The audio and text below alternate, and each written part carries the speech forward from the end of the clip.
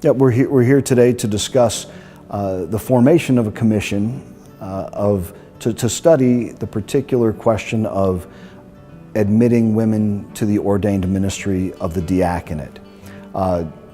This question arose in May of this year, and Pope Francis said that he would establish a commission to study this question. And yesterday he did. He established the commission. So we're here today to discuss that commission and what perhaps would be the commission's role, what would be the job, the task entrusted to it, and also what may come from it, from that commission in the near future. It'll take a little while because there are a lot of questions and there are a lot of documents to review and to go over. A document issued in 2002 by the International Theological Commission of the Congregation for the Doctrine of the Faith. That will need to be reviewed and digested a little more and talked about. So all of these 12 people, they all have to get to Rome and at the same time coordinate schedules and then do the discussion and do the interpretation and then pass it by the Holy Father and before we hear anything about it. So it will be a little while. I don't expect it next week. We'll see when they issue something. But in the early church, women, even though they were called deaconesses, they did not serve at the altar. They served the community in a particular way. But they didn't serve at the altar. So there was a distinction in what a male deacon did and what a woman deacon would do, and their role in the community, and their relationship to people and their relationship to the bishop and to the priests. That term of a deaconess was used to describe the role of women that they had in the early church in the baptisms, when they anointed full body and they wanted a woman to anoint a woman. That wouldn't be inappropriate for a man to anoint a woman like that. And also to serve as a liaison between the bishop and the priest and the women. And to especially for the widows, and to care for the widows, and do very much that beautiful thing that women are so good at, of caring for others. They took that role. And so the word in Greek to describe that type of service is diakonia, which is just servant, is a service.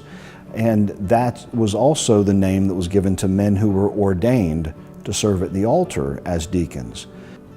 But it was different. There's a distinction between the ordained service in that way, the ordained ministry, and the women who ministered to the community in a particular way. There's an impression that people get that the church is all about the male-dominated priesthood and the bishops and all of that. John Paul II had a beautiful image, and he got it from a few theologians in the past, von Balthasar and also Cardinal Avery Dulles. It talked about the two dimensions of the church. You had the Petrine dimension from Peter, then you had the Marian dimension, which is Mary. And John Paul II said, we need both. Both are essential and necessary in the church, just like they were in the very early church. Jesus chose those 12 apostles that were men to serve in that Petrine dimension. And his mother and the women served in a different way. They served the community in a different way, and the church needs both. And here in the church even now, for instance, especially here in the United States, many of the people who help the bishop on a day-to-day basis, let's take here in Savannah, most of the department heads are women. And most of you, if you go to a church office on any day of the week, you open up the door and it's going to be the woman who will greet you, the woman who is the director of religious education, the woman who is perhaps the pastoral assistant, and there's one man in there, and it's the priest, and that's it. That's usually it, So So the ministry in the church is very often done by women, most times because they do it best. But there's a distinction between the ordained ministry and ministry to the community. And I think, so it'll be very interesting. I'm interested in seeing how that is clarified and how this commission clarifies it in 2016 as opposed to 2002 or 1994. So I think that would be particular interest to me to see how that happens. But my experience is that one of the things that we're told in seminary and all of our formation, we make sure that, can this man work with women? That's one of the questions.